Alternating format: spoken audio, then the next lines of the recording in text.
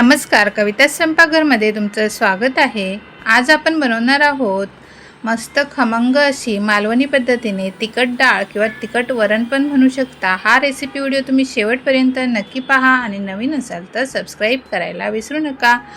तिखट डाळ बनवण्यासाठी मी 1 वाटी डाळ स्वच्छ धुवून अर्धा तास भिजत ठेवलेली मस्त अशी भिजलेली आहे बघा। 1 ग्लास मी छोटं पाणी टाकलेलं आहे डाळीमध्ये। 1 टोमॅटो टाकलेला आहे चिरून। 1 छोटा कांदा तो पण टाकलेला आहे।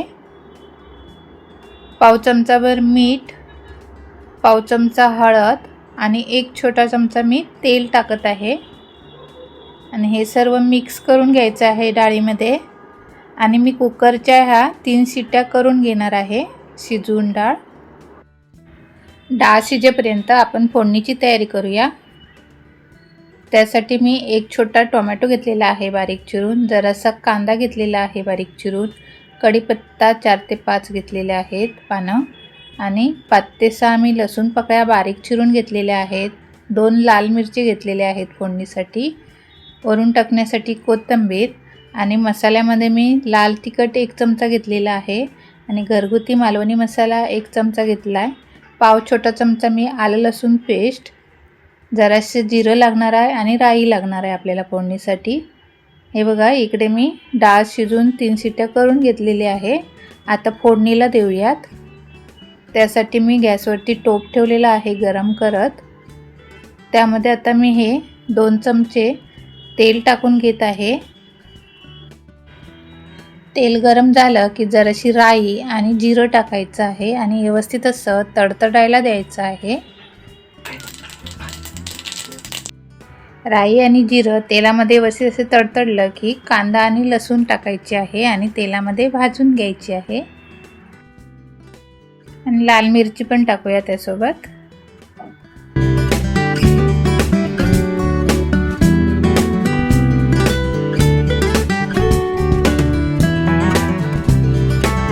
टोमॅटो टाकूया आणि टोमॅटो पण तेलामध्ये नरम व्हायला द्यायचा आहे आणि त्यासोबतच आलं लसूण पेस्ट घेतलेली आहे पाव चमचा, ती पण टाकूया म्हणजे तेलामध्ये व्यवस्थित भाजली जाईल।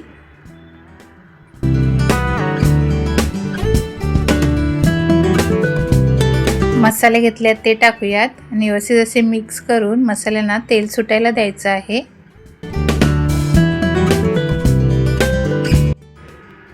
हे बघा मसाल्यांना तेल सुटलं की आपण जी डाळ शिजून घेतलेली आहे ती फोडणीला टाकूयात आणि थोडंसं यामध्ये मी पाणी टाकून घेत आहे।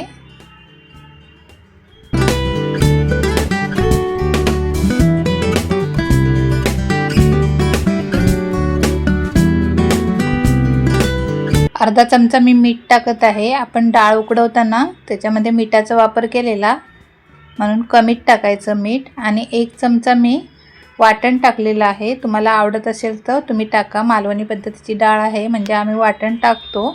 कांदा खोबरं त्याचं वाटण आहे। कांदा खोबरं आलं लसूण ते वाटण भाजून ते बारीक असं वाटून घेतलेलं आहे आणि 3 ते 4 मिनटं डाळ व्यवस्थित अशी उकळून घ्यायची आहे। हे बघा मस्त अशी आपली डाळ तयार आहे बनवून। त्यामध्ये आता कोथिंबीर टाकूया बारीक चिरून घेतलेली।